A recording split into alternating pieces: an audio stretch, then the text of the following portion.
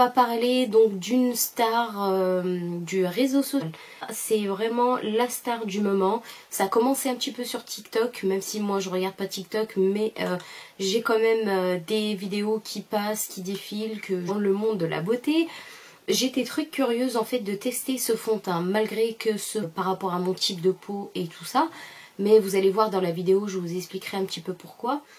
C'est un fond de teint apparemment qui a un rendu incroyable sur la peau.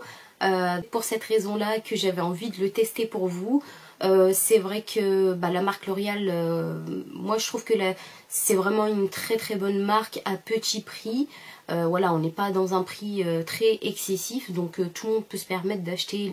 Franchement, ils ont tout gagné. Je suis sur le site de L'Oréal, je vais vous lire un petit peu ce qui est marqué.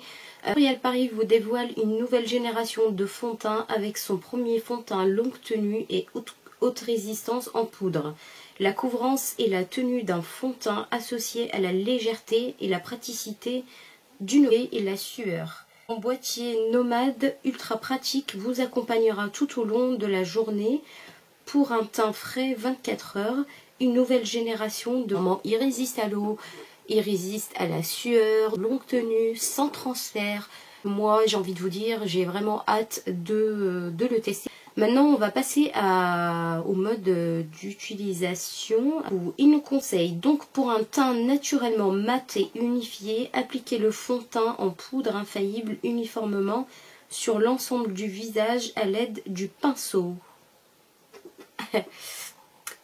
Comment vous dire, donc là j'ai pas un pinceau, j'ai une éponge à l'intérieur. Voilà, je me demande du coup pourquoi le pinceau et pas l'éponge. Bref, passons. Pour corriger l'excès de brillance,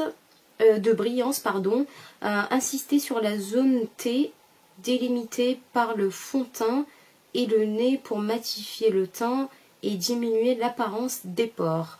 Alors du coup moi je ne vais pas avoir ce problème là étant donné que j'ai la peau très sèche. J'en ai pas de partout sur ma mèche. Hop. Voilà, un peu cakey. Si on a le fond de teint, j'ai vraiment... ici on a le fond de teint. Je vais prendre l'éponge d'ailleurs il y en a partout. J'ai pas l'habitude d'utiliser ce genre de fond de teint. Moi généralement je prends toujours des fonds de teint liquides, mais bon, il a une couvrance de fou. Je sais pas si vous voyez déjà avant de commencer à filmer, j'ai deux petits copains qui se sont invités pour la vidéo, donc je suis très ravie. Voilà, je vous les présente. Donc du coup, ça a l'air pas mal.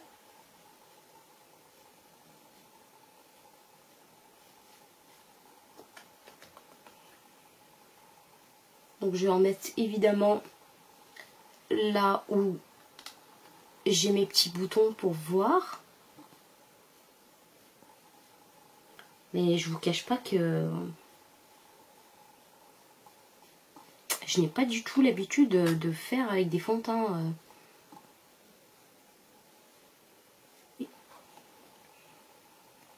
Ah, je vais mettre là aussi.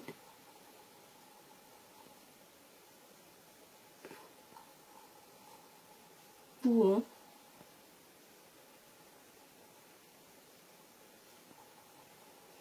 Alors vous n'allez pas vous voir, mais en tout cas comme j'ai fait que 2 me moucher évidemment parce que j'étais malade, du coup j'ai vraiment la peau hyper déshydratée ici au niveau du nez. Et là du coup je vois cet effet un peu cakey que je voulais pas justement. En tout cas vraiment tout camouflé. Maintenant pour je dirais pour une peau sèche, c'est pas un fond de teint que je vais utiliser tout le temps parce que je pense qu'il va vraiment encore plus m'abîmer la peau qu'elle est déjà abîmée, parce que moi j'ai besoin d'hydrater ma peau, j'ai besoin de fond de teint qui hydrate la peau. Et celui-ci généralement quand c'est des fonds de teint qui tiennent très très longtemps, généralement c'est pas fait pour une peau sèche. De l'autre côté je vais prendre ma Beauty Blender et puis on va voir si ça fait mieux que de ce côté là. Évidemment elle est humide et puis je vais venir tapoter.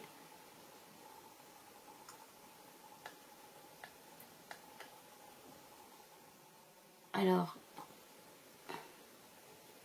Je trouve que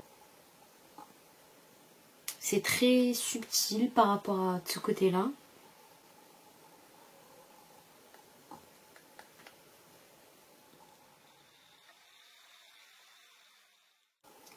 Bah écoutez, là, je vais essayer de faire avec l'éponge de ce côté-là, étant donné que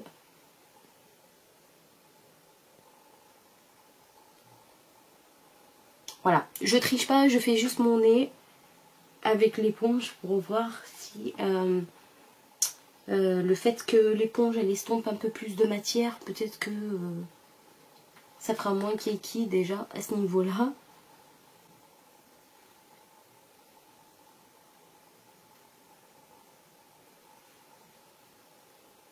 Je sais pas si vous allez voir. Alors ici, c'est vrai que ça m'a bien camouflé. Désolée un petit peu pour la lumière.